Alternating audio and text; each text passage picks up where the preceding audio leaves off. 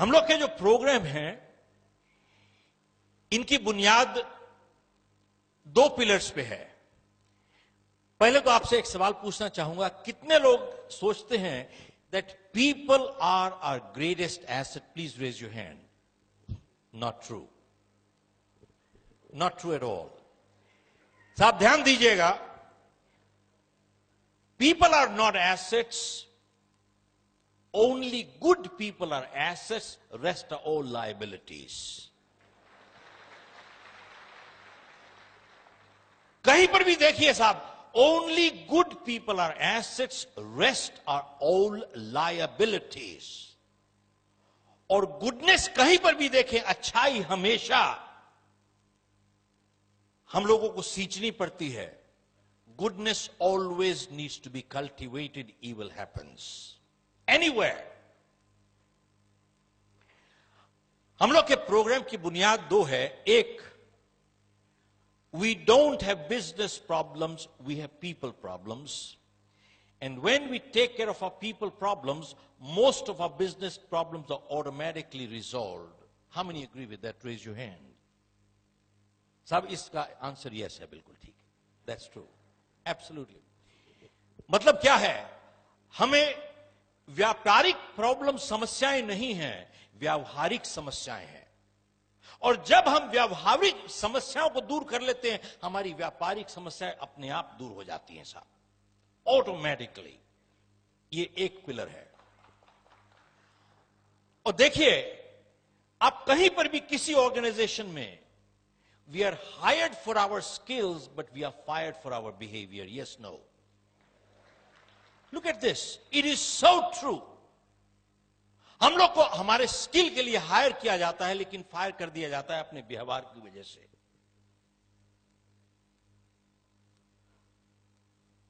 और दूसरी चीज, जब भी कोई इंसान यह कहता है कि यह मैं काम नहीं कर सकता, वो दो चीज कह रहा है, या मुझे करना नहीं आता या मैं करना नहीं चाहता। ध्यान से देखिए, जब कोई इंसान यह कहता है कि यह काम मैं नहीं कर सकता, दो चीज कह रहा है, या मुझे करना नहीं आता या मैं करना नहीं चाहता। अगर यह कह रहा है कि मुझे करना नहीं आता, तो उसको टेक्निकल ट्रेनिंग एजुकेशन की जरूरत है साहब। लेकिन अगर यह कह रहा है कि मैं करना नहीं चाहता, तो दो चीज कह रहा है, या मैं परवाह नहीं करता, that is a attitude issue. Major challenges इन्हीं दो कैटेगरीज में आती हैं, या एक एटीट्यूड इशू होता है या वैल्यूज इशू होता है। 90% of the problems are right here. How many agree with that? Raise your hand. This one is a yes again. That's right. आप देखें कि साहब एटीट्यूड की बात है, एक ही हालात में कैसे कुछ लोग नए रिकॉर्ड तोड़ देते हैं, कुछ लोग अपने आप को तोड़ लेते हैं साहब। Exactly the same set of circumstances. How come? कैसे कुछ लोग नए रिकॉर्ड तोड़ देते हैं, कुछ लोग अपने आप को तोड़ लेते हैं? Same set of circumstances. Attitude.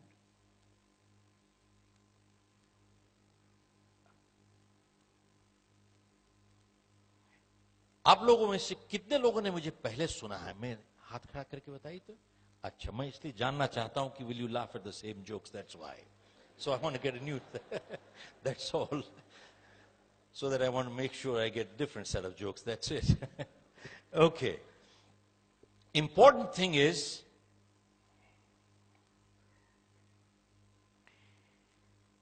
आप लोगों ने मोहम्मद अली का नाम सुना है साहब? Who was Muhammad Ali? The champion boxer. साहब जब वो रिंग में जाते थे, क्या कहते थे? I'm the greatest, I'm the champion, I'm the greatest, I'm the champion, I'm the greatest, I'm the champion. He never said, I hope I win, I hope I win, I hope I win. ये कभी नहीं कहा साहब उन्होंने। He used to say, I'm the champion, I'm the greatest. ये क्यों कहते थे? एंड जब वो रिंग में जाते थे और अपने अपोनेंट को देखते थे और उसको कहते थे, You have the belt, but I am the champion. Belt तुम्हारे पास है लेकिन चैंपियन मैं हूं। साहब रिंग के अंदर चैंपियन बनने से पहले वो बाहर चैंपियन बन चुके थे already. He was a champion outside. But ये क्यों कहते थे I am the greatest, I am the champion? This is positive thinking. Mentally अपने आप को he used to psych himself up mentally. इसका क्या मतलब है? With positive thinking, everything in life is possible. How many agree with that? Raise your hand. Not true. This one is not true. साहब ध्यान दीजिएगा, बहुत गलत फहमियां हो जाती हैं आदमी को. मैं साहब चाहे जितना पॉजिटिव हो जाऊं, मैं आपका किडनी ट्रांसप्लांट नहीं कर सकता साहब, मर जाएगा दूसरा आदमी. साहब पॉजिटिव थिंकिंग सफलता की गारंटी नहीं करता है. पॉजिटिव थिंकिंग पॉजिटिव एफर्ट के साथ एंड पॉजिटिव एक्शंस के साथ आपकी सफलता की संभावना को बढ़ा देता है साहब. साहब जब मोहम्मद अली ये कह रहे थे I am the greatest, I am the champion, I am the greatest, mentally psyching himself, उस टाइम वो अपने बैठक में बैठ के वहां पे पॉपकॉर्न नहीं खा रहे थे, वीडियो नहीं देख रहे थे, टेलीविजन नहीं देख रहे थे, कोका कोला नहीं पी रहे थे. ऑल द टाइम जब वो कह रहे थे I am the greatest, I am the champion, he was in the ring punching the bag all the time. He was punching the bag. मतलब पॉजिटिव थिंकिंग पॉजिटिव एक्शंस के साथ चल रही थी, क्योंकि positive thinking without positive action will get you nowhere in life. मैं किताब लिख रहा हूं मिथ्स. बहुत बारी ये गलत फहमी होती कि साहब पॉजिटिव थिंकिंग से सभी कुछ कर लोगे आप. No no, positive thinking must be backed with positive actions in order to achieve success. It increases your probability of success. आपकी सफलता की संभावना बढ़ जाती है इससे. मोहम्मद अली ने एक और बात कही कि जिंदगी में सफल होने के लिए आपको दो चीजें चाहिए. आपको काबिलियत भी चाहिए, आपको इरादा भी चाहिए. which means he said you need the skill and you need the will. To succeed you need two things in life. You need the skill and you also need the will. एक के बिना दूसरी काम नहीं करेगी साहब. दोनों चीजें चाहिए आपको, काबिलियत भी चाहिए, इरादा भी चाहिए. लेकिन इन दोनों में से उसने कहा कि will is a little more important than the skill.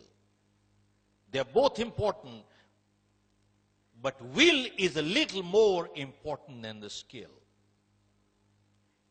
तो उसने कहा कि साहब जब मैं चैंपियनशिप बाउट लड़ रहा था तो मेरे अपोनेंट ने मुझे मार के गिरा दिया.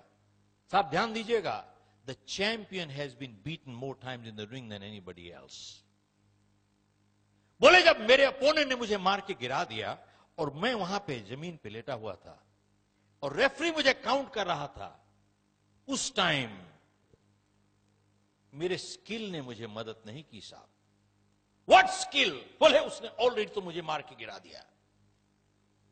उस टाइम बोला इट वॉज माई विल जो मुझे कह रही थी बार बार, एक बारी फिर से उठ जाओ भाई, एक बारी फिर से खड़े हो जाओ, एक बारी फिर से खड़े हो जाओ साहब, एक बारी फिर से खड़े हो जाओ, एक बारी फिर से खड़े हो जाओ साहब. It was my will, it was not my skill that pick me up. One more time.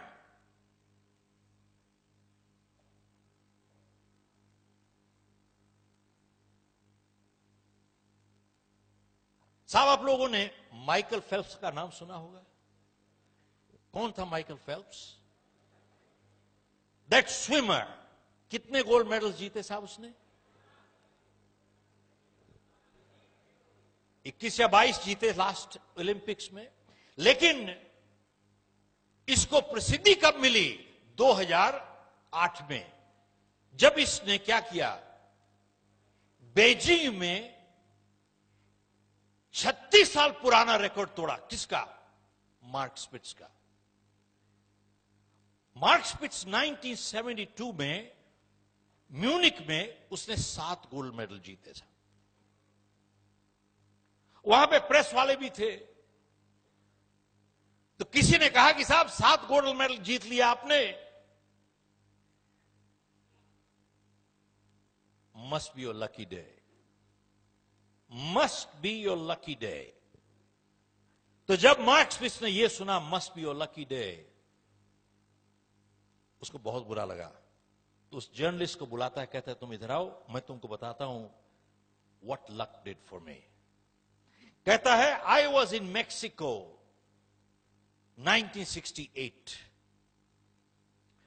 बोला मैंने 3 गोल्ड मेडल जीते।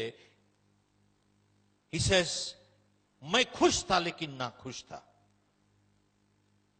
बोले मैक्सिको से म्यूनिक में 4 साल में मैंने 10,000 घंटों की प्रैक्टिस की है। और अगर आपका गणित अच्छा है, इसका मतलब है 2,500 घंटे हर साल। और गणित और अच्छा है, इसका मतलब है 8 घंटे डेली बिना एतवार के। और मार्क स्पिट्ज ने जर्नलिस्ट को कहा कि आप ऐसा कीजिए, अगले 4 साल के लिए 8 घंटे डेली पानी में बैठ जाइए, आपका जिस्म सुकड़ जाएगा। पूछता है, बोले क्या किस्मत ने मुझे जिता दिया है।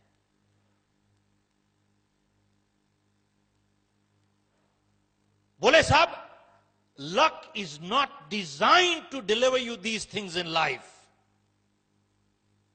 और उसने जवाब दिया, बोले एथलीट्स, ध्यान दीजिएगा, athletes train 15 years for 15 seconds of performance। बोले साहब, एथलीट्स 15 साल की तैयारी करते हैं 15 सेकंड की परफॉर्मेंस के लिए। जाके उनसे पूछिए, किस्मत ने दिला दिया उसको। हमारा ऑफिस है सिंगापुर में। 3 साल पहले मैं अखबार पढ़ रहा था, 2016 की ओलंपिक्स के लिए 5 गोल्ड मेडल के लिए 3 साल पहले अखबार में लिखा था कि हम लोग तैयारी कर रहे हैं 2016 के लिए 5 गोल्ड मेडल जीतने के लिए। और उससे कितने साल पहले से तैयारी चल रही है, इमेजिन। बोले साहब, एथलीट्स 15 साल की तैयारी करते हैं 15 सेकंड की परफॉर्मेंस के लिए।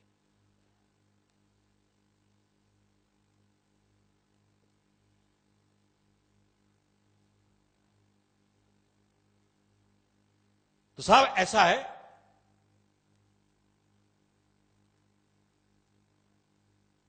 लेकिन माइकल फेल्प्स ने 8 गोल्ड मेडल जीते बीजिंग में। अब मैं यहां से हाथ देखना चाहता हूं, आप लोगों में से कितने लोगों को यह मालूम है कि 2 साल पहले ओलंपिक से 2008 से पहले माइकल फेल्प्स का हाथ फ्रैक्चर हो गया था साहब। one lady, I need to give you a gift. Come on up here. Only one person here. Look at this.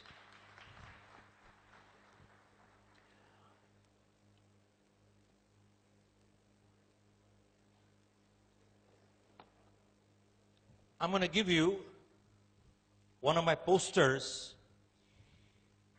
सब 35 साल पहले मैंने ये एक पोएम पढ़ी थी, इसने मेरी जिंदगी बदली। ये लिखा है, don't quit.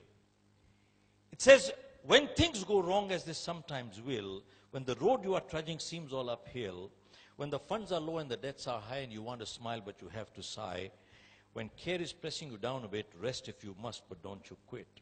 It says, success is failure turned inside out. The silver tints of clouds of doubt. You never can tell how close you are. It may be near when it seems so far. It says, so stick to the fight when you're hardest hit. It's when things go wrong that you must not quit. Thank you very much. Thank you. Give her a hand. Look at what she said. कहती है साहब, my sister trained 10 hours per day to go for the Commonwealth Games. 10 hours a day. सब जानते हैं लोग सफलता चाहते हैं, लेकिन सफल होने के लिए तैयारी करने की कीमत नहीं चुकाना चाहते साहब. Repeat, most people want to succeed, but very few people are willing to pay the price to prepare to succeed. सफल होना चाहते हैं साहब, लेकिन सफल होने की तैयारी करने की कीमत चुकाना नहीं चाहते साहब. आप भी चले जाइए, अगर 8 घंटे डेली अगले 4 साल के लिए आप भी प्रैक्टिस कीजिए, 10,000 घंटे, आप भी ओलंपिक में जा सकते हैं, मैं भी जा सकता हूं. सवाल यह है, क्या मैं करने के लिए तैयार हूं? मैं नहीं तैयार हूं, आप नहीं तैयार हैं. अगर आप और हम तैयार हो जाएं, हम भी मार्क स्पिट्ज के साथ कंपीट कर सकते हैं. Yes, no.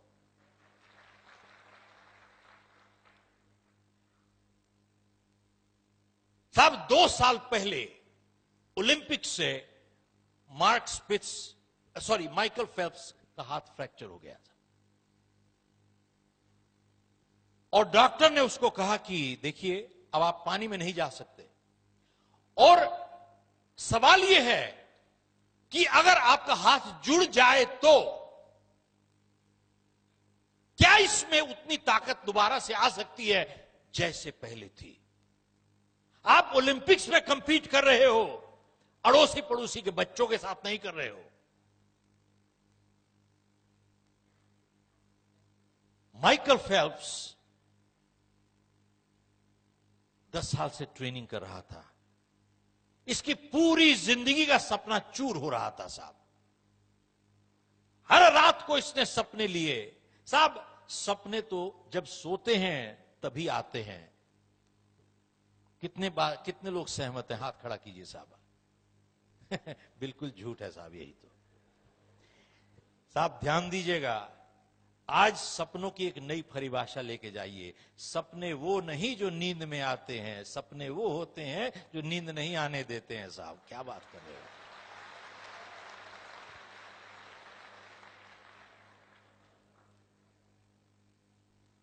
माइकल फेल्प्स ने अपनी जिंदगी का सपना देखा टूटते हुए. बोला साहब मैं पानी में जाऊंगा, हाथ इस्तेमाल नहीं करूंगा, पांव इस्तेमाल करूंगा. साहब ट्रेनिंग करता रहा माइकल फेल्प्स. उसके बाद 2008 में बीजिंग में इसने मार्क स्पिट्ज का 36 साल पुराना रिकॉर्ड तोड़ा और 8 गोल्ड मेडल जीता साहब. ये 8 गोल्ड मेडल, और 8 में से एक इवेंट थी 100 मीटर्स बटरफ्लाई स्ट्रोक. अंदाजा लगाइए कि माइकल फेल्प्स और जो दूसरे नंबर पे आया था, कितना फासला रह गया था साहब. 1/100th of A second. एक सेकंड का 100वां हिस्सा. अब साहब कैसे कैलकुलेट करते हैं आप कीजिएगा, मुझे आता नहीं साहब ये सब. एक सेकंड का 100वां हिस्सा. और कहा जाता है कि जब इसका हाथ फ्रैक्चर हो गया और ये हाथ से प्रैक्टिस कर रहा और लात से प्रैक्टिस कर रहा था, इसकी लेग्स इतनी स्ट्रांग हो गई थी दैट लास्ट पॉइंट इसी ने उसको लास्ट पुश दिया साहब. Last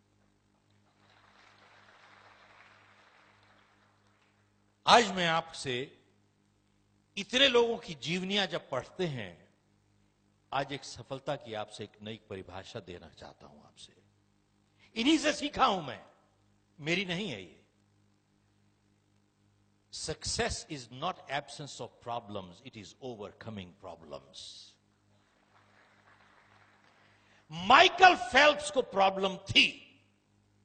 he had a problem.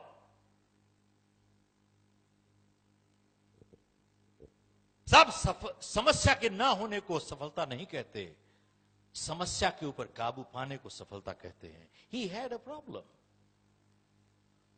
और सफलता इससे नहीं मापी जाती कि जिंदगी में हम कितना ऊपर गए। सफलता इससे मापी जाती है कितनी बारी गिर के उठे, उसको सफलता कहते हैं साहब। सफलता इससे नहीं मापी जाती कि दूसरों के मुकाबले हम कैसा कर रहे हैं। सफलता उससे मापी जाती है कि हम अपनी क्षमता के हिसाब से कैसा कर रहे हैं। आप देखिए, एथलीट कभी दूसरे के साथ कंपीट नहीं करता, वो अपना ही रिकॉर्ड तोड़ता चला जाता है परमानेंटली साहब। बार बार अपना रिकॉर्ड तोड़ता चला जाएगा साहब।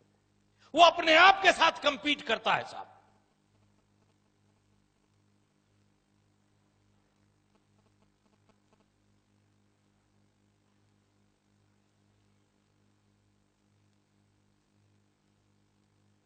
कुछ 6 महीने पुरानी बात है, सिंगापुर में मैंने अखबार पढ़ा तो उसमें लिखा था कि तकरीबन 50%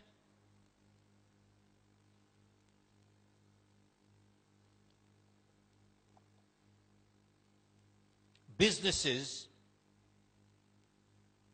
फेल हो जाते हैं all over the world with in the first 5 years. These are statistics. 50% of businesses fail हो जाते हैं with in the first 5 years. और अमेरिका में एक स्टैटिस्टिक्स है कि तकरीबन 90% बिजनेसेस फेल हो जाते हैं पहले 5 साल में।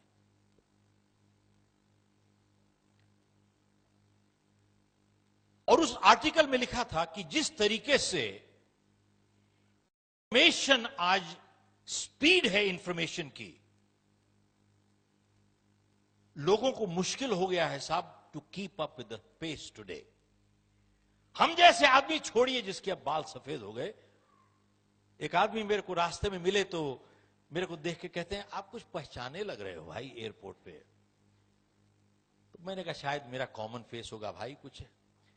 तो मेरे को कहता है, ओ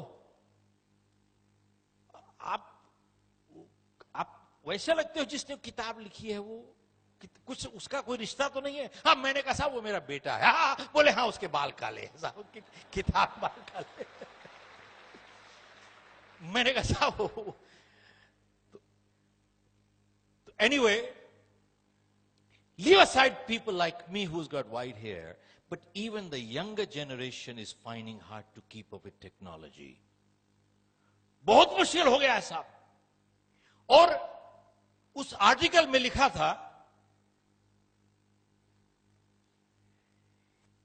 कि स्पीड ऑफ टेक्नोलॉजी जिससे बढ़ रही है, हर क्लास जो आज ग्रेजुएट कर रही है वो पिछली क्लास से थोड़ी ज्यादा नॉलेजेबल है। रिपीट करता हूं साहब, आज हर क्लास जो ग्रेजुएट हो रही है वो पिछली क्लास से थोड़ी ज्यादा नॉलेजेबल है। ये स्पीड है टेक्नोलॉजी की।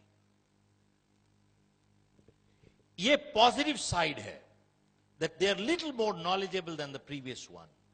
The flip side is within 2 years इनकी knowledgeable obsolete हो जाएगी साहब।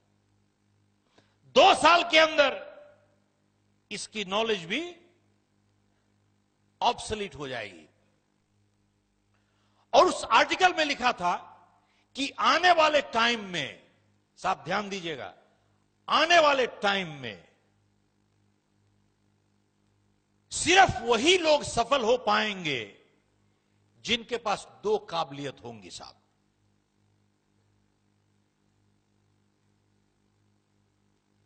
People who have people skills and people who have selling skills. Repeat करता हूं, only people who will succeed in life going forward are people who have 2 skills. People who have people skills and people who have selling skills. Ability to deal with people and ability to sell. जिनके पास ये 2 काबिलियतें हैं, बोले साहब उनको सफलता से कोई नहीं रोक सकता। अब इसका उदाहरण क्या है? आप देखें किसी भी संस्था में, आप देखिए जितना लोअर एक वर्कर होगा 90% उसका टाइम टेक्निकल स्किल्स में चला जाएगा, 10% टाइम या उससे भी कम जाएगा लोगों के साथ व्यवहार में। और जितने आप ऊपर चले जाते हैं, ऊपर उठते चले जाते हैं, 90% आपका टाइम जाता है लोगों के साथ व्यवहार में, less than 10% in technical skills. Yes no? 90% time.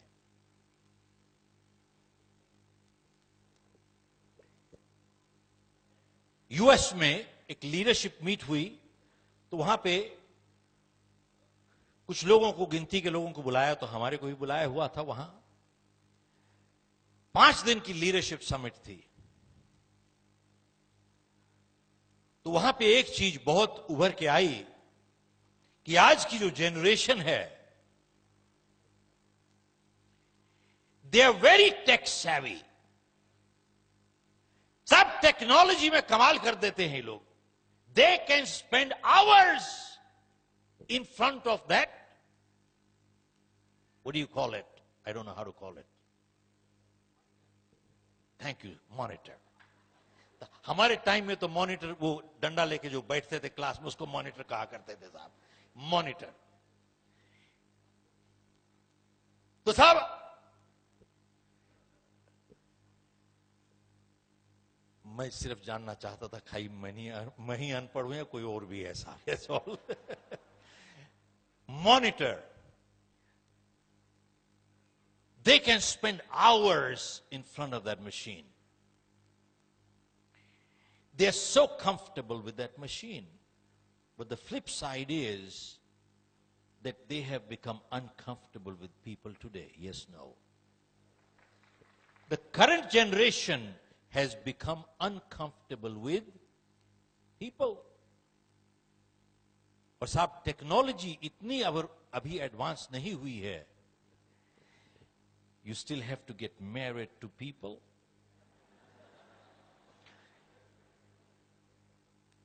You can't have babies from computers as of now. आगे आने वाले टाइम में क्या होगा पता नहीं साहब। You have to live with people. और साहब किसी ने बहुत सही बात कही है, टेक्नोलॉजी और टेक्नीशियंस आप हमेशा पैसे के साथ खरीद सकते हो, लेकिन दुनिया में सबसे अमीर इंसान, रिश्ते उनको बनाने ही पड़ते हैं। सब टेक्नोलॉजी और टेक्नीशियंस पैसे के साथ हमेशा खरीद सकते हो आप, लेकिन दुनिया में चाहे जितना अमीर इंसान हो जाए, रिश्ते उसको बनाने पड़ते हैं साहब। इसको क्रूड लैंग्वेज में कहा जाएगा कि साहब आप कुत्ता खरीद सकते हो लेकिन पूंछ नहीं हिलवा सकते साहब।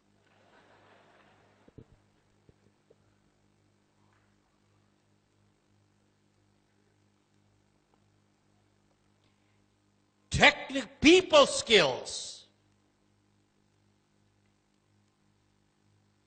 they are crucial.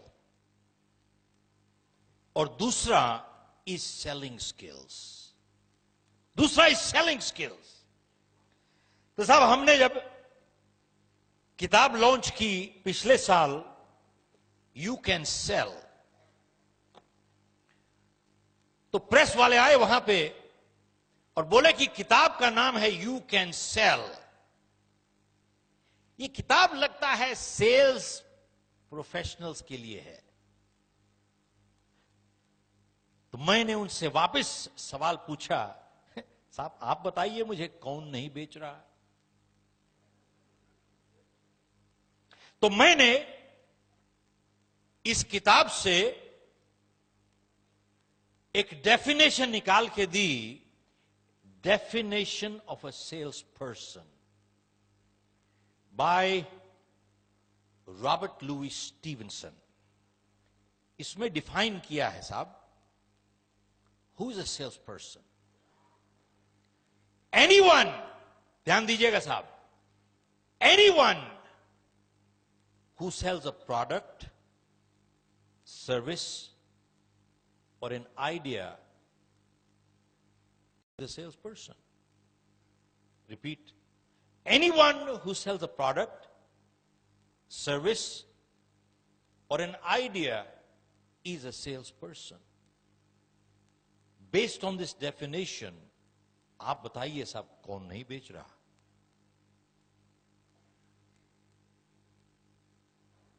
साहब, एक कैंडिडेट एक जॉब इंटरव्यू के लिए जाता है, क्या कर रहा है वो? What's he doing? He's selling.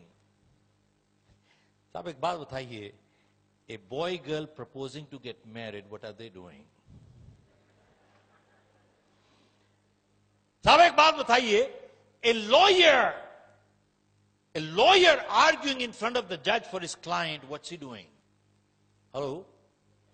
A politician giving speeches to get votes, what is he doing? Hello? What am I doing right now? I'm also selling. Who is not selling? We are all selling. We are always selling, either for or against ourselves. And success in life depends on our ability to sell. Chaudhary Sahab, we are all selling, we are always selling, either for or against ourselves. It is not neutral. ये साहब ये leadership की बात है, कभी neutral leader नहीं हुआ, या अच्छा लीडर होगा या घटिया लीडर होगा, न्यूट्रल लीडर कोई नहीं होता साहब. There is no neutral leader, and good leaders actively guide, bad leaders actively misguide. Hello?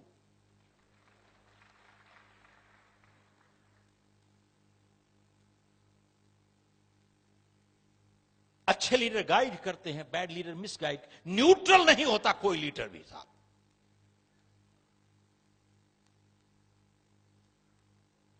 तो मैंने कहा साहब कौन नहीं बेच रहा है? We are all selling, we are always selling. And then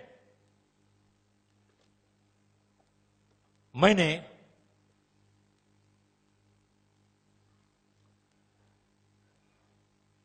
उनसे पूछा, बल्कि उन्होंने मुझसे पूछा कि साहब तो सेलिंग में अगर सफल होना चाहते हैं तो आपको you need to learn the tactics of selling. In sales, if you want to succeed in life, you need to learn the tactics of selling. How many agree with that? Raise your hand. Not true. मैंने कहा साहब, in sales, you need to learn the principles of selling, not tactics of selling. Why? Because principles are based on foundation of integrity. Tactics are manipulative. बहुत फर्क है साहब. Tactics में आप manipulate करते हो, प्रिंसिपल्स जो हैं they are based on foundation of integrity. बहुत फर्क है. और फिर बोले कि साहब in selling you need to learn the tricks of the trade. मैंने कहा ना गलत है साहब. Professionals learn the trade, they leave the tricks to the cheats and crooks. Leave the tricks to the cheats and crooks, learn the trade. आज statistics देखिए आप. Narayan Murthy said 90% of graduates that are coming out from our colleges, whether management or engineering colleges, they are not employable. How can you employ them? और बिल्कुल सही कह रहे हैं. And about 60 to 70%, ध्यान दीजिएगा साहब, 60 to 70% of engineering graduates today end up in sales jobs and they don't know how to sell. And funny part is, जानते हैं लोग अपने आप को सेल्समैन कहने से एक शर्म आती है उनको, उनका स्टेटस गिर जाता है. बेचने जा रहे हैं, लेकिन जानते हैं लोग क्या, लोग पूछते हैं उससे क्या काम करते हैं? मैं मार्केटिंग करता हूं जी, मैं मार्केटिंग करता हूं. सेल्समैन नहीं कह सकते अपने आप को, जानते हैं शर्मिंदा महसूस करते हैं. मैंने इस किताब में मार्केटिंग की डेफिनेशन दी है, जो मार्केटिंग पढ़ाते हैं. मार्केटिंग क्या होती है? Marketing only identifies and strategizes sources of money gets no money. Only sales gets money. Are you with me? That's right.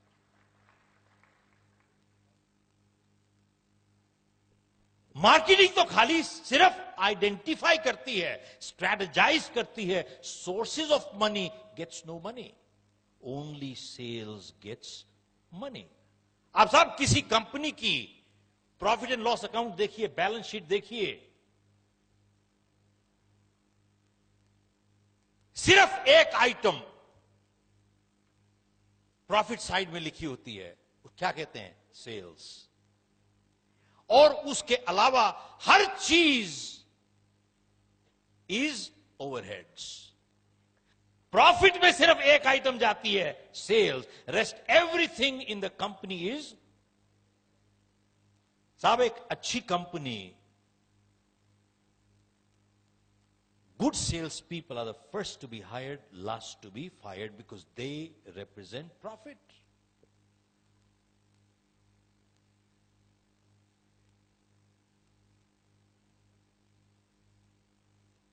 मैं आज इस वजह से शेयर कर रहा हूं कि बहुत से स्टूडेंट कम्युनिटी के लोग आए हैं यहां पे।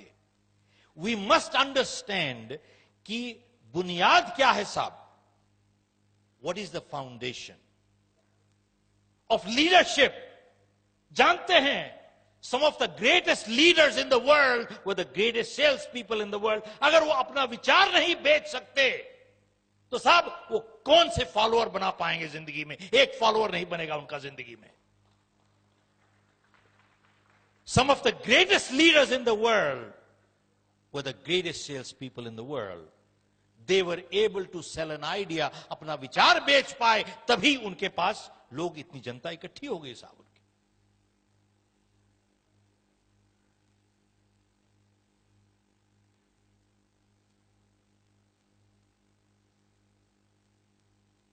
आप लोगों ने मेरी कहानी तो शायद कुछ लोगों ने पढ़ी होगी या कुछ लोगों ने सुनी लास्ट टाइम, लेकिन थोड़ा संक्षेप में मैं, जिन्होंने नहीं सुना, उसके बैकग्राउंड बताना चाहूंगा। मैं एक प्रोग्राम कर रहा था अमेरिका में, 200-250 लोग थे वहां पे। डॉक्टर्स, लॉयर्स, इंजीनियर सभी थे, कारपेंटर्स, प्लम्बर्स, इलेक्ट्रिशियन भी थे। क्योंकि आज की तारीख में हर जगह पे सब लोगों को एक दिक्कत है, बोले साहब कंपटीशन बढ़ रहा है, बहुत कंपटीशन बहुत बढ़ रहा है।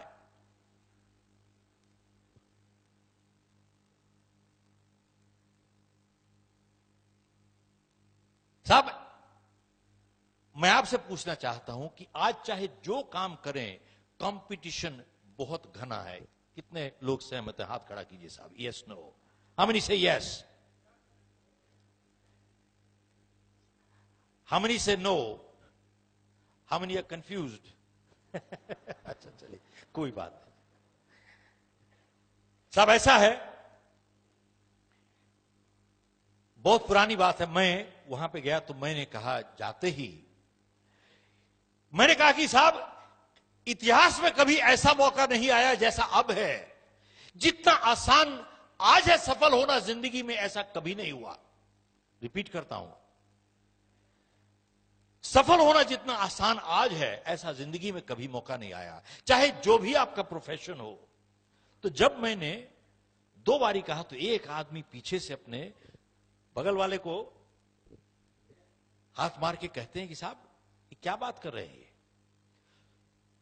तो मैंने उसकी बात सुनी, तो मैं उसके पास गया और मेरे को पूछता है कि साहब आप बताइए कि how come we have no competition, हमारा कंपटीशन ही नहीं है साहब।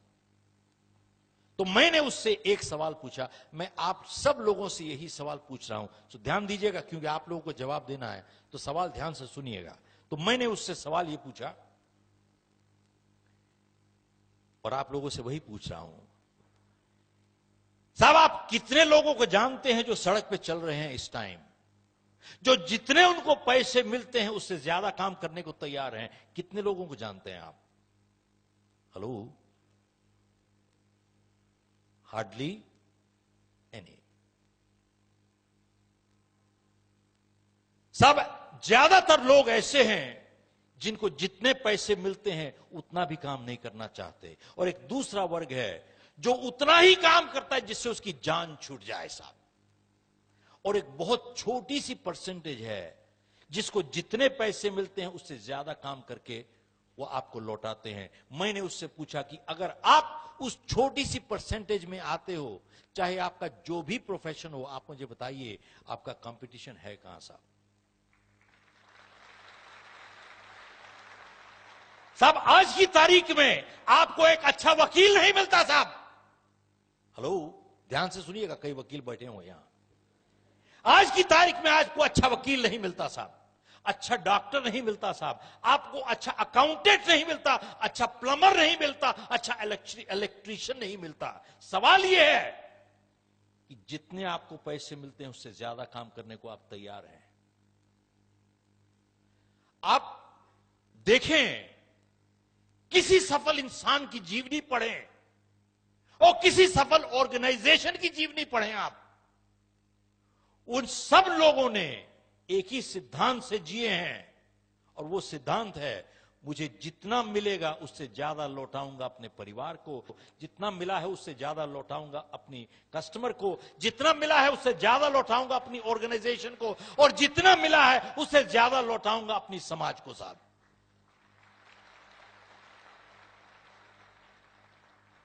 ये मेरी फिलॉसफी नहीं है, आप किसी भी सफल इंसान की फिलॉसफी देखें जिसने सफलता हासिल की है और उसके बाद सफलता को कायम रखा है। हासिल करना एक चीज है और कायम रखना दूसरी चीज है साहब। सफलता हासिल की है और उसके बाद कायम रखा है, और तीसरी बात, उसके बाद अपनी गुडविल, सद्भावना मेंटेन की है। तीन चीज जरूरी है, सफलता, सफलता को कायम रखना, और तीसरा सद्भावना, गुडविल मेंटेन करना। तीनों को अगर जिसने मेंटेन किया है वो सब इसी सिद्धांत से जिए हैं। मुझे जो मिला है उससे ज्यादा लौटाऊंगा अपने परिवार को, जो मिला है उससे ज्यादा लौटाऊंगा अपने कस्टमर को, जितना मिला है उससे ज्यादा लौटाऊंगा अपनी ऑर्गेनाइजेशन को, और जो मिला उससे ज्यादा लौटाऊंगा अपनी समाज को। साहब एक बात बताइए कि हम सब अगर आज से इस सिद्धांत से जिए, हमारा कंपटीशन है कहां साहब? हम ही कंपटीशन बन जाते हैं दूसरों के लिए साहब। We have no competition, we become the competition. अब एक बात बताइए, इतनी छोटी सी चीज समझने के लिए पीएचडी की जरूरत है भैया? अच्छा, इतनी छोटी सी चीज समझने के लिए एमबीए की जरूरत है? जानते हो, एमबीए और पीएचडी करने के बाद फिर भी नहीं समझ में आती लोगों को। मुश्किल तो ये, दुख की बात ये है, इसके लिए ना एमबीए चाहिए ना ही पीएचडी चाहिए साहब।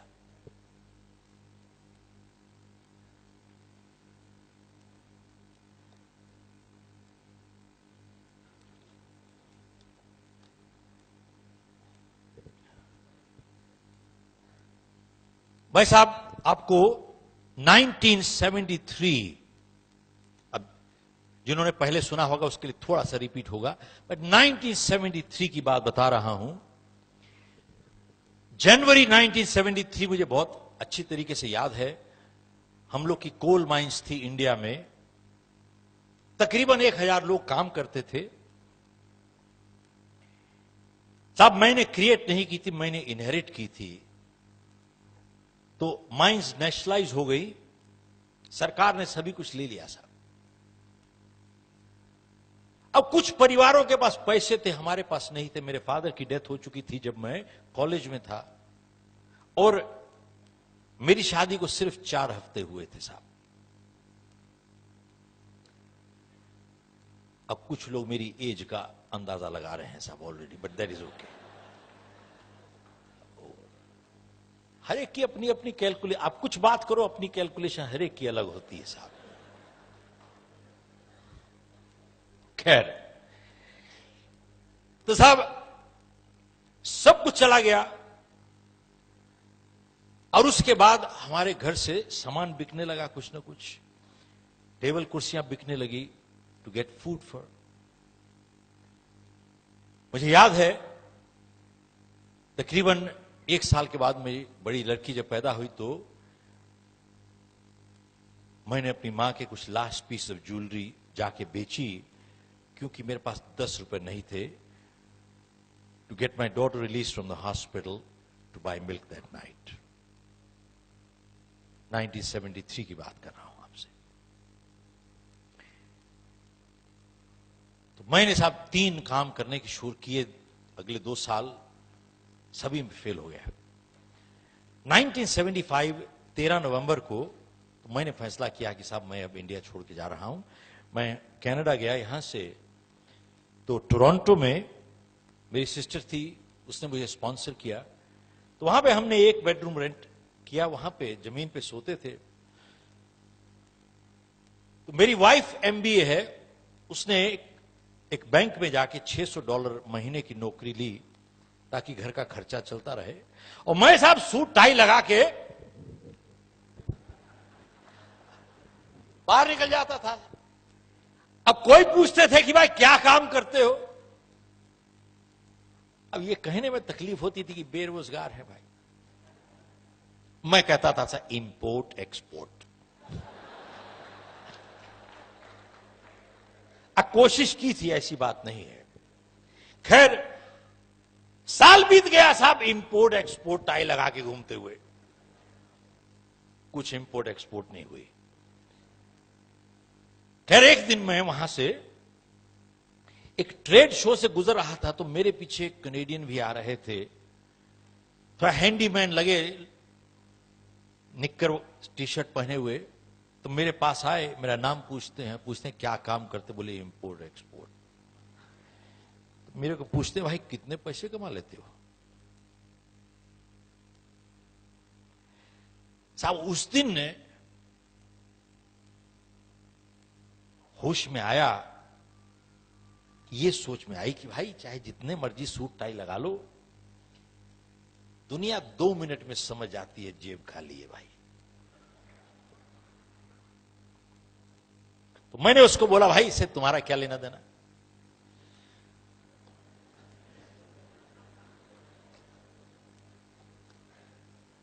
खैर मैंने उससे पूछा तुम्हारा नाम क्या, बोले बिल बियर। मैं कहा क्या काम करते हो, बोले मैं गाड़ियां साइमनाइज करता हूं। अब जिनको मालूम नहीं है साइमनाइज क्या होता है साहब, ये एक थोड़ा अंग्रेजी का बड़ा लफ्ज है, मशीन से गाड़ियां धोना और कुछ नहीं साहब। बोले गाड़ियां साइमनाइज करता हूं। मैंने कहा अच्छा तुम कितने पैसे बना लेते हो भाई, बोले कभी $40 $50। तो दरवाजे से जैसे हम लोग निकल रहे थे, जैसे कि मेरे दिमाग से उसने एकदम पढ़ लिया हो, मेरे कंधे पे हाथ रख के मुझे रोक के कहता है गाड़ियां साफ करोगे भाई।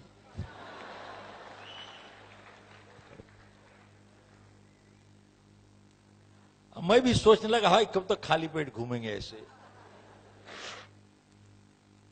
मैंने कहा भैया कितने पैसे दोगे, बोले $5 काटूंगा केमिकल के, बाकी बांट लेंगे आधे आधे। तो मैंने उससे पूछा कि भैया एक बात बताओ, गाड़ियां साफ करना को हाईटेक जॉइंट वेंचर कोलैबोरेशन तुमको थोड़ी चाहिए, अच्छे पैसे बना रहे हो, क्योंकि पैसे बांटने को क्यों तैयार हो गए। बोले गाड़ियां साफ करना अकेले टाइम नहीं गुजरता, कोई बात करने वाला मिल जाए टाइम निकल जाता है, इसलिए बांट रहा हूं और कुछ नहीं है साहब। तो साहब दूसरे दिन गए, हमने गाड़ियां साफ की, $25 दोनों ने बना लिए पॉकेट में। अगले दिन $35 $30 $40 रोज थोड़े थोड़े थोड़े पैसे बनते रहे, कुछ ना कुछ खरीदते रहे साहब। तभी मैंने अखबार में एक इश्तिहार पढ़ा कि अगर आप थोड़े एक्स्ट्रा पैसे कमाना चाहते हो तो घर घर जाके वो वैक्यूम क्लीनर की डेमोन्स्ट्रेशन किया कीजिए। तो मैंने कहा साहब ये बहुत बढ़िया है साहब, दिन में गाड़ियां साफ करूंगा, शाम को घर जाके वैक्यूम क्लीनर सफा करूंगा साहब। मैंने कहा ठीक है। तो मैं भी पहुंच गया साहब, 200-300 लोग थे वहां पे, खूब मोटिवेशनल लेक्चर दिया उन्होंने और मशीन पकड़ा दी, बोले जाके घर घर जाके डेमोन्स्ट्रेशन कीजिए और हर डेमोन्स्ट्रेशन के आपको $5 मिलेंगे साहब। अब भी साहब इतने ना समझ थे, समझ ही कुछ नहीं थी। हमने यही समझा कि खाली जाके डेमोन्स्ट्रेशन करनी पड़ती है, बेचना नहीं होता साहब। तो हम अपार्टमेंट बिल्डिंग में जाते थे, वहां पे दरवाजा खटखटाते थे, कोई दरवाजा खोलता था, मैं कहता था साहब आपको वैक्यूम क्लीनर नहीं खरीदना, तो पहले तो तसल्ली हो जाती थी, खरीदना नहीं है भाई, खाली डेमोन्स्ट्रेशन करवा लीजिए, $5 मिल जाएंगे। कुछ लोग तरस खा के कहते थे आओ भाई आ जाओ आ जाओ आ जाओ, कुछ लोग बाहर निकाल देते थे। एक दिन मैं डेमोन्स्ट्रेशन कर रहा था एक इंडियन परिवार के, यहां पे हस्बैंड वाइफ सोफा पे बैठे थे, मैं जमीन पे बैठा था। तो ये सज्जन वैक्यूम क्लीनर नहीं देख रहे थे, मेरी तरफ देख रहे थे। तो मैंने उनसे पूछा कि साहब कुछ गलती हो गई? बोले ना। तो मैंने पूछा कि भैया ऐसे क्यों देख रहे हो? मेरे से पूछता है जिंदगी में कभी लाइफ इंश्योरेंस बेचा है? मैंने कहा भाई मैं वैक्यूम क्लीनर यहां पर रगड़ रहा हूं, तू बात क्या कर रहा है? पूछता है जिंदगी में कभी लाइफ इंश्योरेंस बेचा है? मैंने कहा ना भैया कभी बेचा नहीं है, ना ही बेचूंगा, क्योंकि मुझे याद है इंडिया में वो एजेंट, वो लूट, वो चुंबक आपकी लाइफ पकड़ लेता था जब तक दस्तखत ना करो साहब, तभी उसको कहते थे लाइफ इंश्योरेंस एजेंट, आपकी लाइफ पकड़ लेता था साहब। तो मैंने कहा साहब मैं जिंदगी में लाइफ इंश्योरेंस एजेंट कभी नहीं बनूंगा साहब। खैर मैंने कहा साहब मैं नहीं लाइफ इंश्योरेंस बेचूंगा। मैंने अपना थैला वाला उठाया, अपना वैक्यूम क्लीनर रगड़ा करके, $5 का काम था मेरा, चल के निकल गए। तो जब साहब सीधे तरीके से काम नहीं होता, आदमी उल्टे तरीके से जाता है। एक ही बिल्डिंग में हम लोग रहते थे और समहाउ उसकी वाइफ का परिचय मेरी वाइफ से हो गया, जान पहचान हो गई। तो उसकी वाइफ मेरी वाइफ को समझाती है कि इनको बोलिए भाई लाइफ इंश्योरेंस एजेंट बन जाए, ज्वाइन कर ले, ये बहुत अच्छा करियर है। और मेरी वाइफ भी जानती थी कि कब तक इस तरीके से काम चलेगा, गाड़ियां साफ कर करके कब तक जिंदगी चलेगी। एक फैमिली थी, आई हैड अ डॉटर, और मेरी वाइफ मेरा फेलियर रिकॉर्ड भी जानती थी, बहुत अच्छा था साहब। स्कूल में भी मैं पढ़े लिखने पढ़ाकुओं में से, बच्चों में से नहीं था। मैं तो बैक बेंचर था, जो आगे बैठते थे, पीछे से लेके रबड़ की गुलेल मारता था साहब बैठ के उनको। और साहब 8वीं क्लास में 6 या 7 सब्जेक्ट्स में से मैं सभी में फेल हो गया एक्सेप्ट 1। तो मेरे प्रिंसिपल ने बुला के मुझे कहा कि बेटा तुम एक सब्जेक्ट पे बहुत ज्यादा ध्यान दे रहे हो।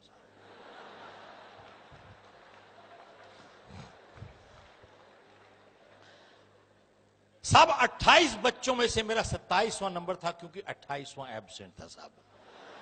नो किडिंग साहब। मेरे प्रिंसिपल मेरे पेरेंट्स को बुला के कहते थे इसको बाहर निकालिए स्कूल से, ये स्कूल की एवरेज।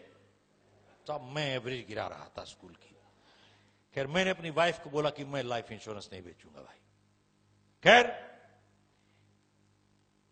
मेरी वाइफ ने मुझे समझाया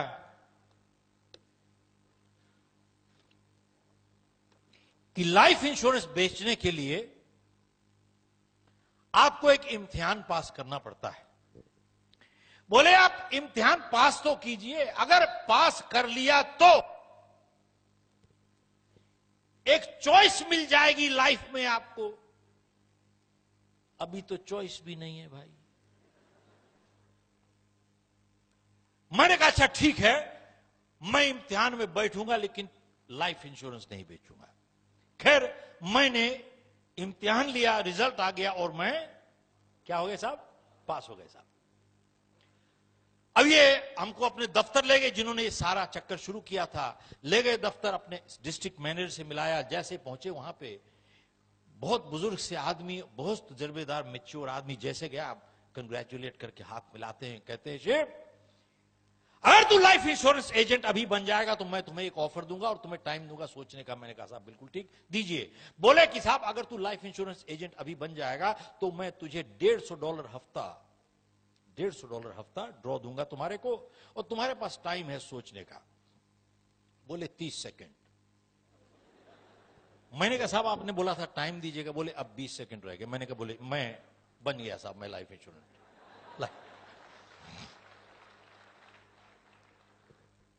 साहब मैं लाइफ इंश्योरेंस एजेंट बन गया, जो मैं जिंदगी में बनना नहीं चाहता था। उसके बाद मुझे किताब दी उन्होंने, थोड़ी ट्रेनिंग दी, बोले बेटा जाके बेचो चलो। उसके बाद अगले 3 महीने साहब मैंने जी तोड़ मेहनत की। शीशे में देख के अपने आप को कह सकता हूं कि मैंने 200% मेहनत की। हर इंसान पहचान जाता है, कह सकता है कि मैंने कितनी की। साहब मैंने 200% मेहनत की और मैंने कंपनी का रिकॉर्ड तोड़ दिया साहब।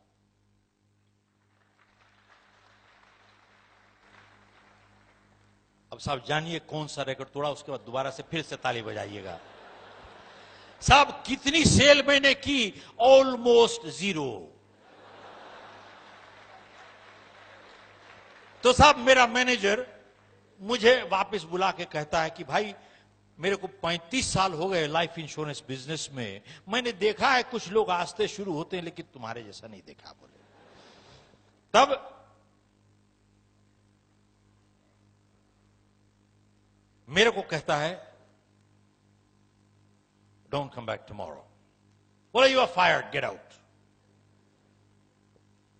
मैंने कहा भाई मेरी बात तो सुनो। मैंने कहा साहब मैं तो ज्यादा पढ़ा लिखा नहीं हूं, डॉक्टर, वकील, अटर्नी, अकाउंटेंट नहीं हूं मैं। I am a BCom 3rd division, failed in my 10th। I got a handicap. How do you expect performance? साहब 30 साल पहले की बात कर रहा हूं, 40 साल पहले, सॉरी। उस दिन किसी ने मेरे साथ बहुत कड़क के बात की, and I am glad he did.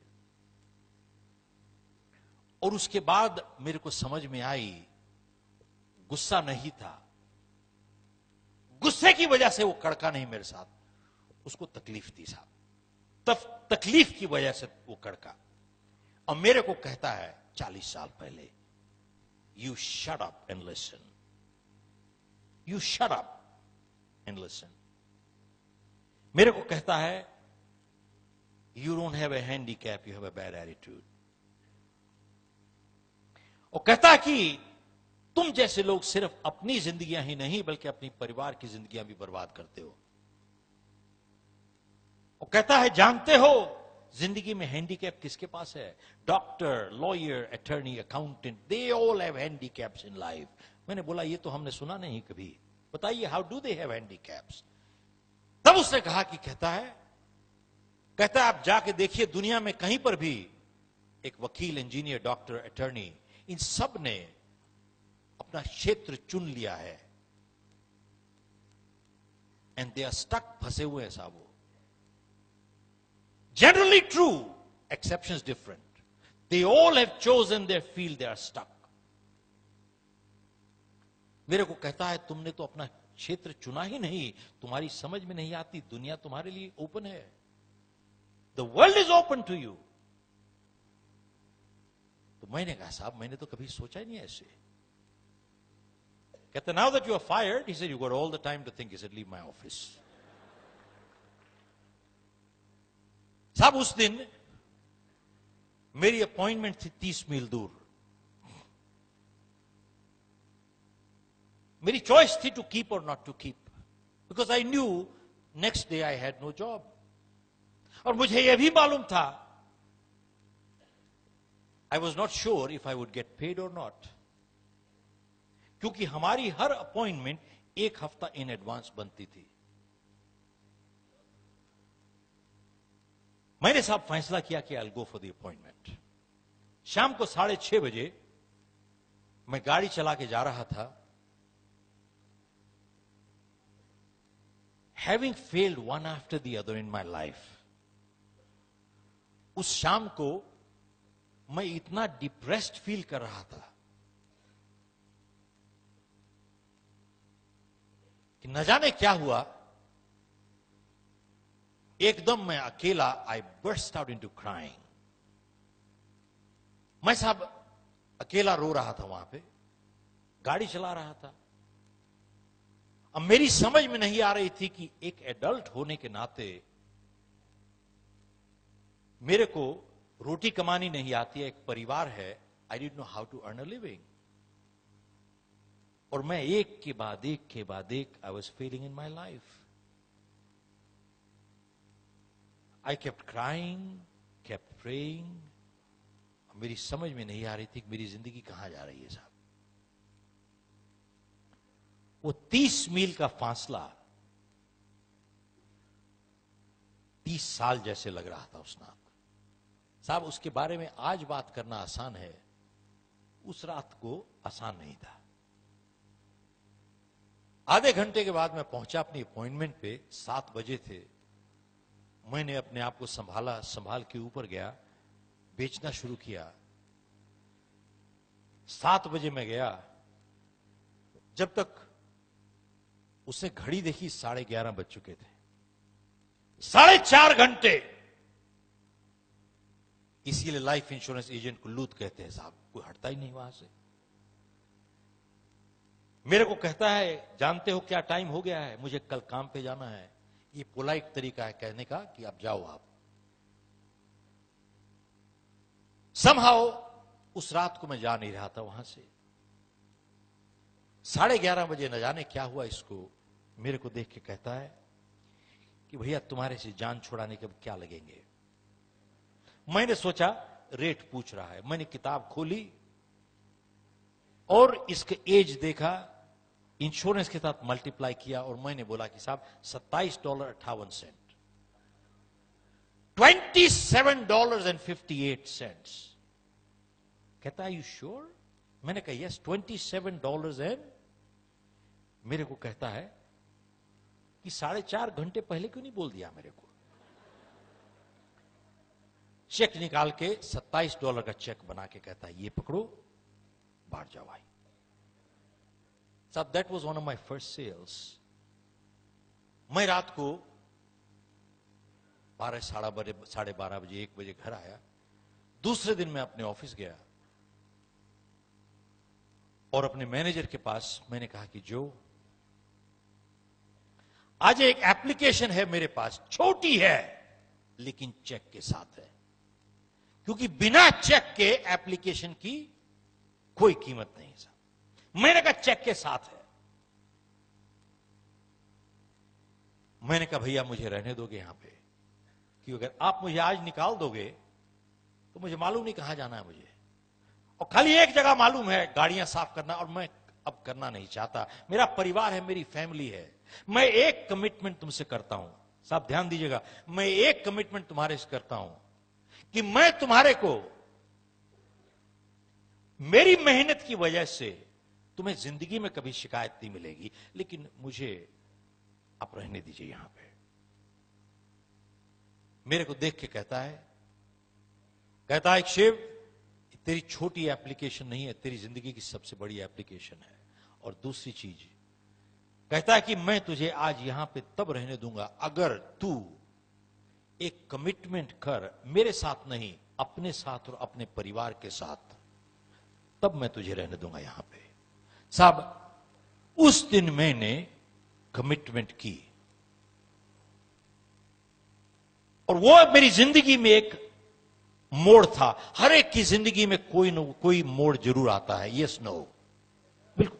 मेरी जिंदगी में एक मोड़ था वो। उसने एप्लीकेशन वापस ली और साहब उस दिन, उस साल मैंने $1 मिलियन की इंश्योरेंस बेची। अगले साल $3 मिलियन, उसके बाद $5 मिलियन, उसके बाद $1 मिलियन राउंड टेबल। आप लोगों ने किसी ने नाम सुना है साहब, MDRT? जब मैं किताब लिख रहा था तो मैंने MDRT को खबर फोन किया कि साहब मुझे बताइए कितने साल में क्वालिफाई किया था। सो दे सेड कि 4 साल क्वालिफाई किया था बिफोर आई मूव्ड ऑन। मैं अमेरिका मूव किया, गॉट इनटू 3 बिजनेसेस। 1984 में मैंने कैलिफोर्निया की एक कंपनी खरीदी, न्यू जर्सी की ऑपरेशन की, स्टार्टेड विद नो क्लाइंट्स, और मैंने अपनी कंपनी बेची है with close to over 500 clients for a decent sum. साहब मैं आपके साथ मैं आप लोगों के साथ में अपनी जिंदगी क्यों शेयर कर रहा हूं? एक, पिछले 40 साल इतने आसान नहीं गुजरे साहब। जानते हैं, लोग सिर्फ देखते हैं सफल लग रहा है, वो सिर्फ सफलता देखते हैं, संघर्ष नहीं देखते। Yes no. और जानते क्या कहते हैं? किस्मत अच्छी साहब इसकी। आज की तारीख में मीडिया ने अगर देश के साथ गद्दारी की है, सबसे बड़ी गद्दारी मीडिया ने अगर की है, वो एक की है। चाहे टीवी चैनल ले लीजिए, चाहे प्रिंट मीडिया ले लीजिए, एवरी चैनल सुबह शाम पहली चीज क्या देखते हैं? आपकी वहां जो भविष्य बैठ के बना रहे हैं साहब, वो आप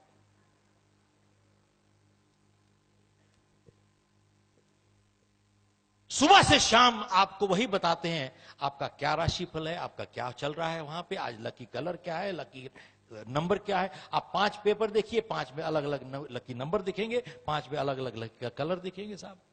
मैं आसाम में एक प्रोग्राम कर रहा था वहां पे, और फ्लाइट पकड़ने में लेट हो गए, तो ड्राइवर जैसे गाड़ी चला रहा था, सामने से बिल्ली रास्ता काट गई साहब। वो गाड़ी एकदम जोर से मार दी जाए, जोर से मारी तो गाड़ी को झटका लगा जोर से। तो मैंने कहा भाई क्या किया? बोले सब बिल्ली रास्ता काट गई, ये अच्छा शगुन नहीं है, कुछ ना कुछ नुकसान होता। मैंने कहा तू तो, नुकसान तो अभी होता, किसी के 2-4 दांत टूट जाते, बिल्ली रास्ता काटे ना काटे तू तो मरवा देगा वैसे भी। तो मैंने कहा अब क्या होगा? बोले अब वेट करेंगे किसी की। मैंने कहा अगर हम जाएंगे तो बोले नहीं अब शगुन है साहब। तो मैंने कहा भाई किसी और को जाने दोगे तो फिर क्या होगा? मैंने कहा उसको प्रॉब्लम आ जाएगी, हमको नहीं आएगी। बोले उसको आ जाएगी साहब। तो मैंने कहा एक बात बताओ, मान लीजिए अगर तुम 50 घर और पीछे होते और यही बिल्ली अगर निकल जाती, और मान लीजिए तूने बिल्ली नहीं देखी होती, तो फिर क्या होता? बोले उसकी बिल्ली की पावर कम हो जाती है साहब।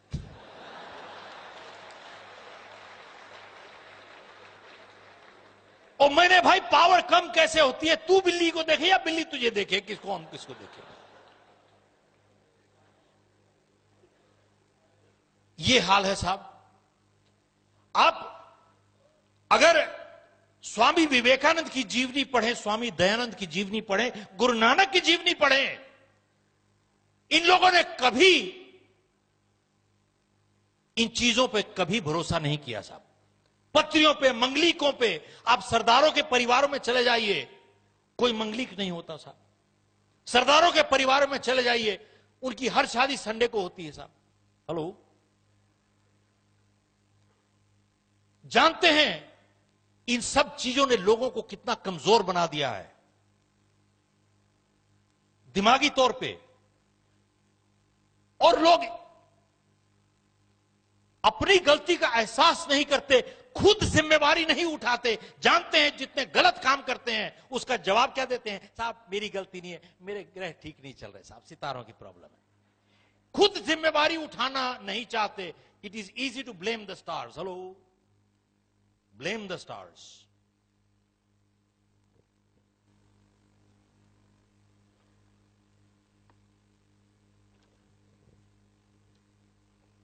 खैर,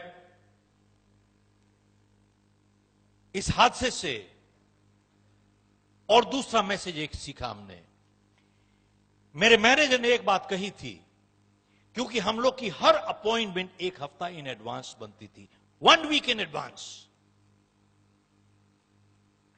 मेरे को मेरे मैनेजर ने कहा कि साहब ऐसा है, इसे सेव, अगर तुम्हारी अपॉइंटमेंट 1 हफ्ता इन एडवांस नहीं बनती, और अगर तुम सुबह उठ के सोचते हो मैं आज क्या करूंगा, बोले तुम you are unemployed with a job. ध्यान दीजिएगा।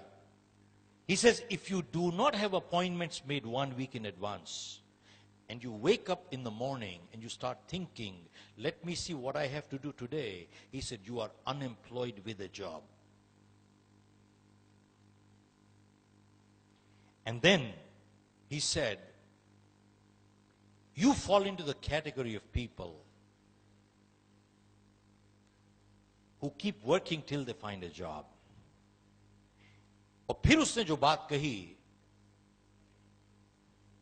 उसने कहा कि साहब आप जानते हैं, there are more people in this world who are not working than there are people who are unemployed. Repeat. दुनिया में ज्यादा लोग हैं जो काम नहीं कर रहे बजाय उनके जो अनएम्प्लॉयड हैं. There are more people who are not working.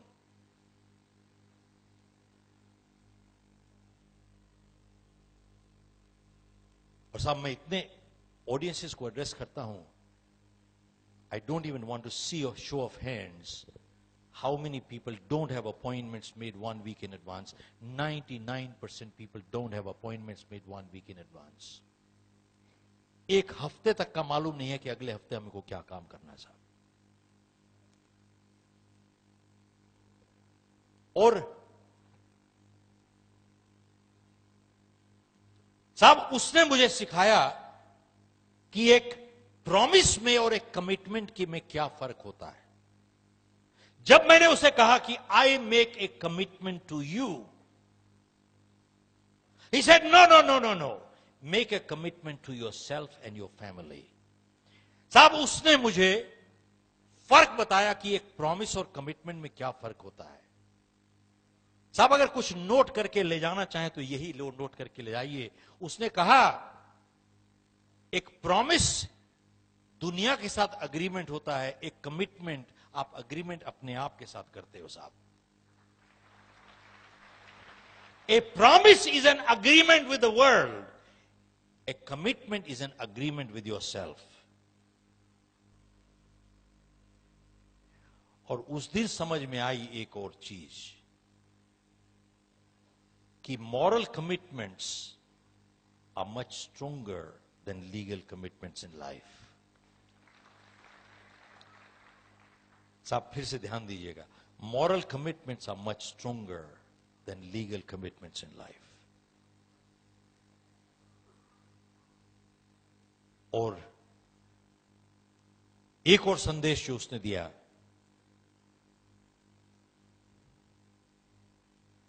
when he said, you shut up and listen to me, he got my attention. साहब मेरा ध्यान उसने खींच लिया अपनी तरफ को. He got my attention. उस दिन ये बात समझ में आई कि कभी कभी जिंदगी में you got to be unkind to be kind. That sometimes in life you need to be unkind to be kind. अब वही कहते हैं, parenting is not a popularity contest, leadership is not a popularity contest. Sometimes in life you got to be unkind to be kind. और साहब उस दिन एक और बात समझ में आई कि जिंदगी में सिर्फ 2 ही रिश्ते होते हैं जो सुधारते हैं, दुनिया सजा देती है. रिपीट करता हूं साहब, जिंदगी में सिर्फ 2 ही रिश्ते होते हैं जो सुधारते हैं, दुनिया सजा देती है. कौन से 2 रिश्ते हैं जो सुधारते हैं? साहब जिंदगी में सिर्फ एक टीचर का रिश्ता और एक मां बाप का रिश्ता जो सुधारता है, दुनिया सजा देती है साहब. और कोई नहीं सुधारता, कोई नहीं सुधारता, सिर्फ सजा देती है दुनिया. Only parents and teachers in life care to correct, world punishes. इसके लिए पीएचडी चाहिए क्या? एमबीए चाहिए?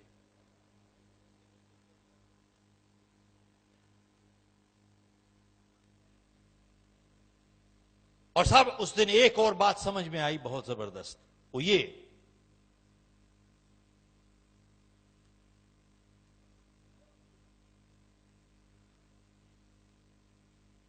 जब तक, so long as criticism is painful to the giver,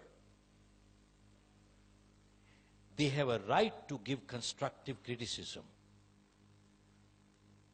But the moment criticism becomes a pleasure to the giver, they have no more right to criticize. साहब, जब उसने मुझे shut up कहा, probably शायद उसके दिल में चोट ज्यादा पहुंची बजाय मेरे दिल में.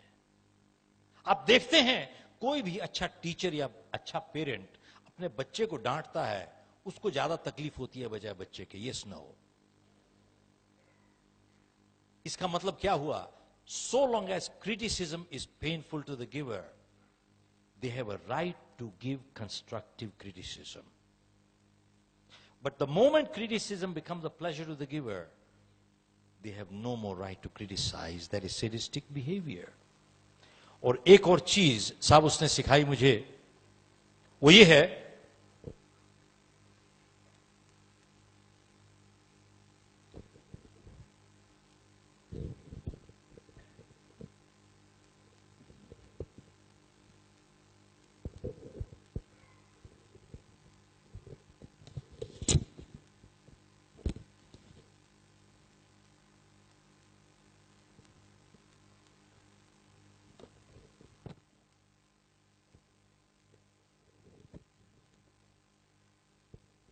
तब तकरीबन 40 साल पहले मेरे मैनेजर ने मेरे को इंट्रोड्यूस किया समथिंग कॉल्ड अ जर्नल. उसने मुझे कहा कि शिव, तुम अगर जिंदगी बदलना चाहते हो, सिर्फ अपने अंदर 5 मिनट डेली इन्वेस्ट करो अगले 31 दिन के लिए, तुम्हारी जिंदगी हमेशा के लिए बदल जाएगी. साहब ध्यान से सुनिएगा, बहुत जरूरी चीज है ये. मेरे को उसने कहा कि साहब ऐसा है, जिंदगी अगर बदलना चाहते हो, अपने अंदर सिर्फ 5 मिनट डेली इन्वेस्ट करो अगले 30 दिन के लिए. 31वें दिन तुम्हारी जिंदगी बदल जाएगी. 30 दिन सिर्फ. तो मैंने उससे पूछा कि भाई 30 दिन में जिंदगी बदल सकती है क्या? मैंने एक चीज सीखी उससे कि समझदार इंसान सवाल का जवाब नहीं देता, सवाल का जवाब सवाल में ही देता है साहब. उसने वापस मुझसे पूछा कि अगर बदल सकती है, तुम करना चाहते हो क्या? अगर बदल सकती हो तो क्या तुम करने को तैयार हो? तो मैंने कहा साहब मैं तैयार हूं. तब उसने मुझे ये जर्नल निकाल के दिखाई. ये तो अब जो है ये तो बहुत दूसरे किस्म की जर्नल है, लेकिन जो उसने दिखाई थी वो एक किताब सी थी. लेकिन उसने कहा कि इसमें मैंने अपनी किताब यू कैन विन से बताया है कि इसमें 30 दिन का प्रोग्राम कैसे फॉलो किया जाता है. How do you implement 31 day program. और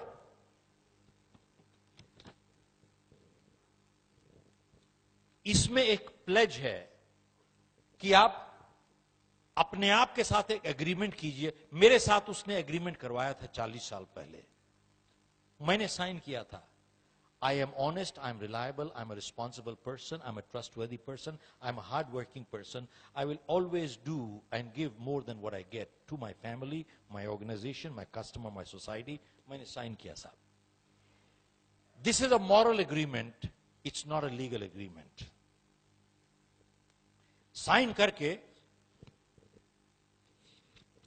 उसने कहा कि डेली सिर्फ 4 सेंटेंसेस कंप्लीट करो. Only 4 sentences. मैंने इसमें फिल इन द ब्लैंक्स बना दिया है साहब इसको. बोले सिर्फ 5 मिनट इन्वेस्ट करो अपने अंदर 30 दिन के लिए, उसके बाद जिंदगी बदल जाएगी परमानेंटली. कौन से 4 सेंटेंसेस आपने भरने हैं डेली? एक, today I feel. Write down how you feel. I feel good, I feel sad, I feel bad. Whatever, write your true feelings. 2, today I have learned what have I learned? Have I learned anything? Write down, what have I learned today? 3, today I'm proud of. What am I proud of? Am I proud of anything? 4, today I commit to improve. What do I commit to improve? Or Nietzsche, we have given positive thoughts for every day. It says, waiting for opportunities, laziness; missing opportunities, foolishness; creating opportunities, intelligence. अगले यहाँ पे लिखा है, ability teaches us how to do, motivation determines why we do, attitude decides how well we do. आगे लिखा है, athletes train 15 years for 15 seconds of performance. There is no substitute to hard work. This is for the young people who get out from graduate school today. उनको एक चीज समझ में आ गई, don't work hard, work smart. There is no substitute to hard work. And then it says here, आप लोगों से पूछिए साहब, what is the greatest thing in the world?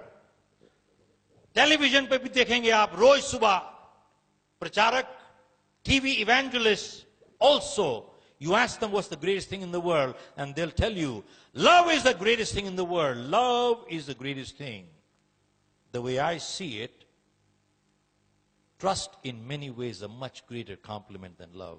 There are people we love, but we cannot trust. Trust in many ways a much greater compliment.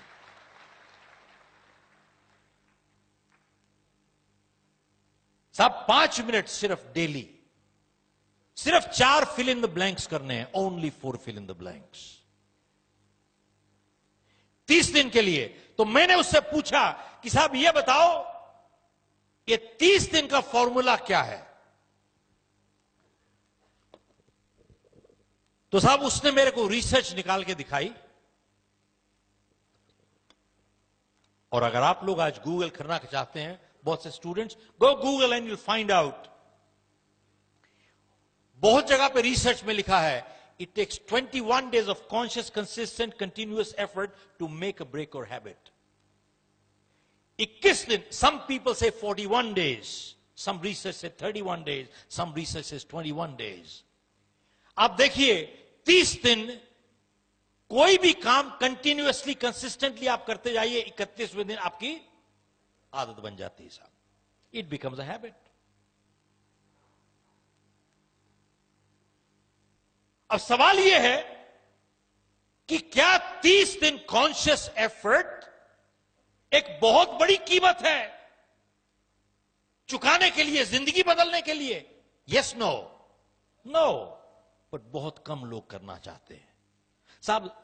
मजे की बात यह है, लोग सफल होना चाहते हैं, लेकिन सफल होने की तैयारी करने की कीमत नहीं, 30 दिन के लिए भी नहीं करेंगे साहब. ये not even 31 days.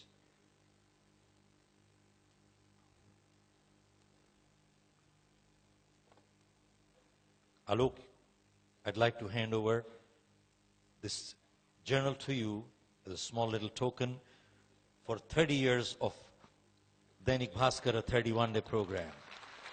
Thank you.